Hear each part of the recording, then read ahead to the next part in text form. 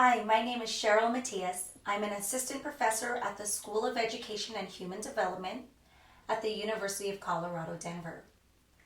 My research focuses on the emotionality of whiteness in urban education. I often get crazy looks as to why I study such a thing. And I come back saying I often get white teachers who come up to me and ask, how do I go about talking about race when I feel too flustered to talk about race? So my research tends to do some psychoanalytic research onto why people feel the way they do when they engage in race discourse, and how by not having that dialogue, we stifle the process for racial justice. I mean, the first thing we need to always do is begin a conversation. And if we can't hold the conversation in the beginning, there's nothing that's going to be done. So that's some of the reasons why I study what I do. And I designed this module for you for specific reasons. One is to give you an inside understanding of race and racism in society and how that impacts education, specifically your classroom within your pedagogy and the way students respond to your pedagogy. Another thing is to give you vocabulary so that we can engage in that dialogue that we so need in society.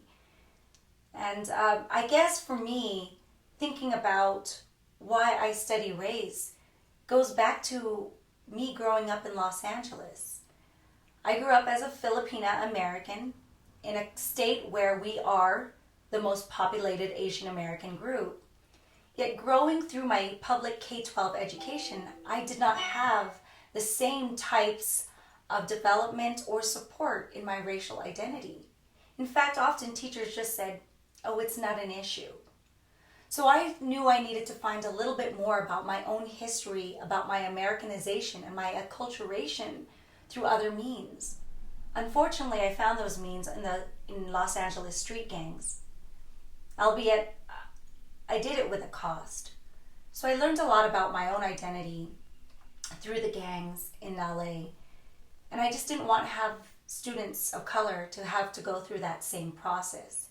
In fact, I was also a classroom teacher in Los Angeles Unified School District, as well as the New York City Department of Ed.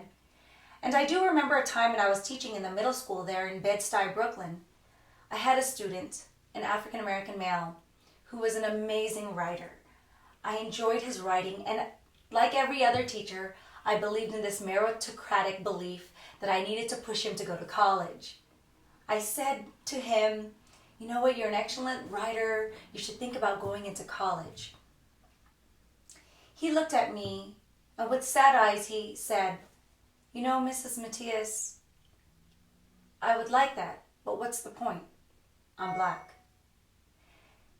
It's easy for me as a Filipino woman to say, well, race doesn't matter. Don't worry about that. That's a thing of the past. You can still overcome. You just need to pull up your bootstraps.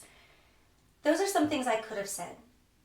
But the reality is, I don't get pulled over by police, nor do I get shot in the back. A reality he has to live with. That is his racial reality. And as a teacher, if I dismiss that, I would never be able to engage in a very honest discussion about his experiences, nor would he trust me as a teacher. So this module is designed for you to realize the importance of race and racism in the classroom so that you can develop those relationships with your students, and also engaging in a racially just education that doesn't recycle some of these colorblind racist ideologies that happen in our society. So I hope you take away some language. I'll let you know right now, you'll go through a lot of emotions like guilt, denial, anger, frustration, anxiety, but realize those are a part of the emotionalities that one feels when engaging with race. And isn't that a beautiful thing to feel race again?